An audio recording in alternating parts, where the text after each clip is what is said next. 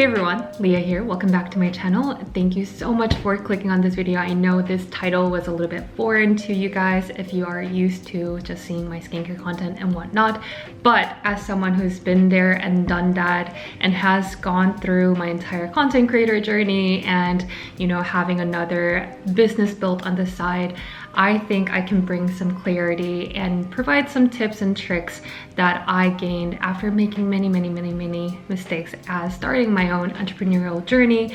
And I know a lot of content creators come to me for asking for my advice on how to start, should I start, and how do I get there. So if you're itching to start your own brand, whether that you're an influencer or not, I hope that this video can bring you much more crystal clear clarity to you. But if you're just watching just because, I hope that there are some things that you can take away to empathize to other businesses better, small businesses especially.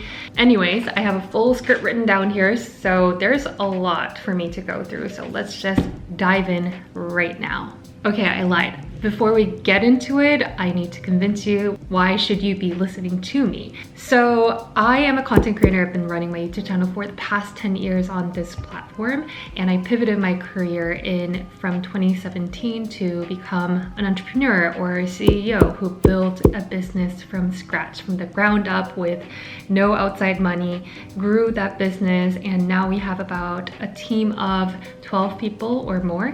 And it's a brutal journey. It's not an easy journey. So you actually want to create value to the customers, to the audience that you are hopefully serving down the road. And I'm here to help you out. Okay, we're gonna start with the phase one. We're gonna define where do we wanna go with this business idea. And there are multiple different factors that you need to consider, starting from the why, the what, and who, and what kind of solution that you are offering to the who that you are serving. So let's start with the most important pillar or the foundation of why are you starting this business in the first place? And the why you do what you do becomes either your personal mission or the company's mission. And this mission piece is so important because it is the only thing that gets you through the bumps and humps and roadblocks, obstacle challenges and walls and what have you, like all the ups and downs of growing and running the business. This mission that you hold to yourself is gonna be the only thing that motivates you to still go at it. And I know that a lot of influencers, content creator friends of mine come to me saying that I wanna start a business because I'm scared that if one day YouTube disappears, TikTok disappears, I'm not gonna have a job.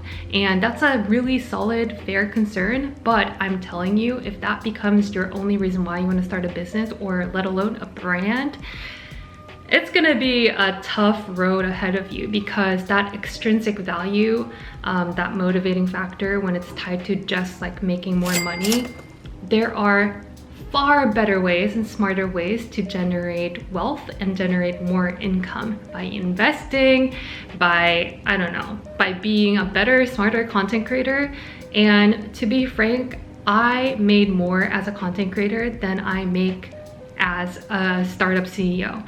However, if you're in it for the right reason, let's say you want to change the industry because you see these kind of problems and you want to be the person who solves that problem, that's gonna be a really great motivating factor that a lot of other people will join you and help you out to expand on that mission and to execute under that mission. So the why piece is almost like a really solid engine and a foundation that you need to build your business upon. Okay, the third question that you need to have a very clear answer to is, what problem are you solving? What is in the system that's so broken that you want to solve? Or what is in the industry that gets you so pissed off about that you want to jump into that industry to solve that piece? Or as a customer, is there any pain points that you're experiencing with existing products, existing services out there that are offered in the current market that only you can solve? Now, when you start your business idea from this problem statement and how do I find a solution, to whom, the audience, the customers that you're serving, this is a very sound business model. It's going to be a sustainable business model as well, as long as you find that product market fit. A lot of the businesses that we see out there are not really solving problems. They're just adding noise to the clutter, and that's why we roll our eyes every single day, every single news when we come across another celebrity founded brand. And why is that? Because I think a lot of the celebrity founded brands often neglect this entire problem solution piece when it comes to starting their business. But there are rare examples like Goop and Honest Beauty. Now, I know as a beauty consumer, as someone who is very skincare savvy and who appreciates science more than the fear-mongering marketing, I'm not their customer. But I have to say, Gwyneth Paltrow and Jessica Alba from Honest Beauty, they were the customer of their own problem, and they are solving it, and there's enough pool of the people who agrees and who feels like there are so many toxic products out there, therefore they need to switch to non-toxic alternatives in their personal care items. That's their problem and solution that they're offering. The approach is very different from what J.Lo is doing. J.Lo came up with her skincare brand. What is the problem that she's solving? She's just becoming aspirational. And I think another example that we can put in this bucket is maybe Kylie Jenner. Now, these brands are more aspirational. They are selling an image more than they're solving a problem. This, I don't think the world deserves more of. I think we definitely need more problem solvers. But what I want to tell you is that if you are a content creator and if you're an influencer, you already have a very advanced starting point compared to anyone else who's trying to solve the same problem. Because you know what? You are someone who's interacting with real people that is so invested in the subject or the topic of your interest. They're giving feedback, and that's what basically market research is, customer market research. People pay hundreds and thousands of dollars to get this customer insight. What does a customer want? What do they feel like their pain points are? What are their unmet needs? Like, this piece is so expensive. Therefore, it is so valuable. And therefore, the thing that you have right now, identify what their pain points are and really sit with your business idea on what solution you're offering to those people that you're serving. So when that is done, I think you have a very solid foundation of a business model. If you're an influencer trying to start your own brand, you have to consider this question. If you're not an influencer starting your own brand, you probably don't need to, but it might be helpful if you do, is why should anyone care about you?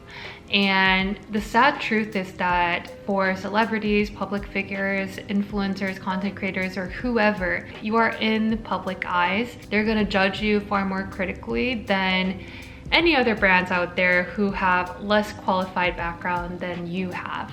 What is your background? What are your credentials? Why are you the expert to solve this problem piece? Like, people will start questioning things from A to Z, and you have to develop that thick skin first and foremost. But secondly, it is still a good idea to consider and critically ask yourself, like, are you the right person to solve this problem?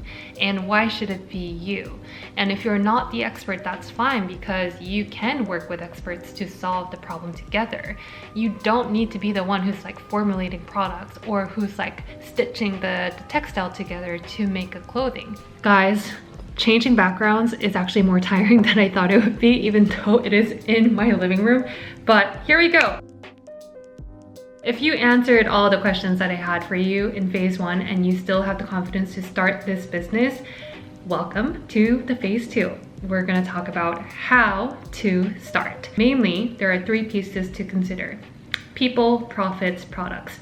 Now, the product piece, I'm gonna let you figure that out, because I think the advice is not gonna be general. It's gonna be very specific to the industry and what kind of product that you're trying to go for.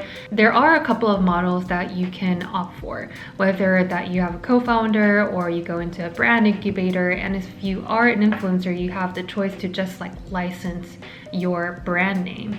And also you have the option, the hardest option, to start and build everything from scratch, which is the path that I chose without knowing anything, but it is going to be the hardest.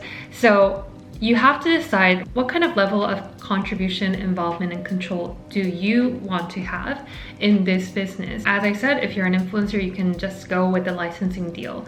You're gonna partner with a brand incubator, or a lot of companies have a more experienced operational team that takes care of the entire back end of your business, from product development, people management, and whatnot. And you're the one who's just coming up with ideas, and they are the one who's executing on everything that you tell them to under your brand name. But that in exchange will give you less control and less stake and less equity, less ownership to the business. I think this business is not going to be like the most long-lasting business form, because you're here to more like capitalize on your influencer brand, the personal brand that you built, but you're still able to focus on content creation full time, and you have this kind of like side income as another revenue source. This can turn out really great if you find the perfect team, but it can also miserably fail if you find the team that you really don't vibe or click with. And we saw that happening this year or last year with Reflect Skincare, founded by this gaming YouTuber called Valkyrie. And that brand lasted 2 weeks and it failed pretty quickly because it was a licensing deal and the influencer wasn't really involved with anything.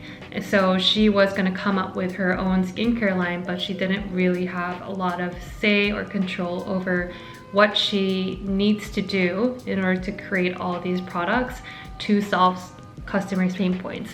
So that's one format. There are definitely pros and cons. An alternative model to that is obviously building it from scratch and having as much control as possible, for you to be the CEO and for you to hold the majority of the equity and bring in some people, whether as co-founders or just founding team members, to execute on the vision.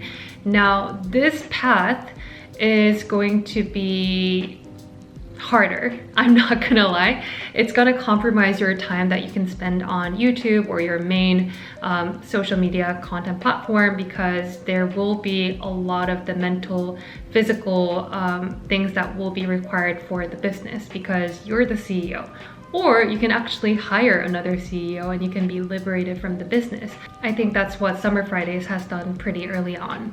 If you're choosing to go down the second path, where you're building the team and you're starting your brand or your company from scratch, now we need to talk about money, the profits, the capital. Are you gonna raise?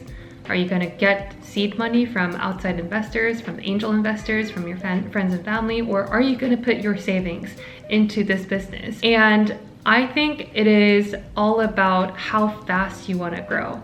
Obviously, more capital will allow you to grow really, really fast in the first 3 to 5 years.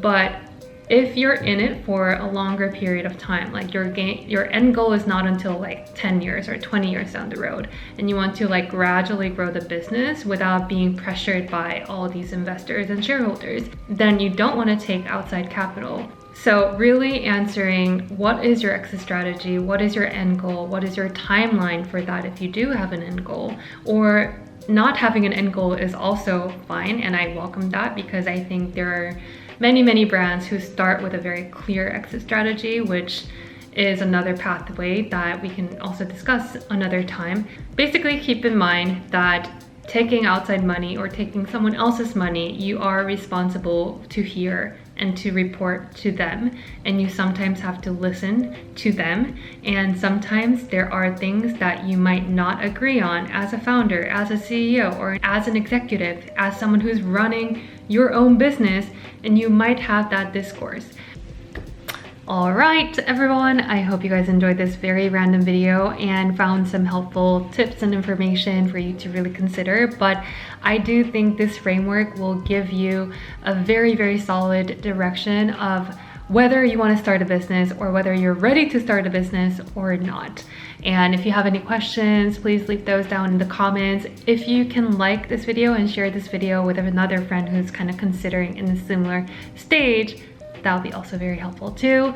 And yeah, thank you so much for tuning in, and I will talk to you guys later. Take care. Bye.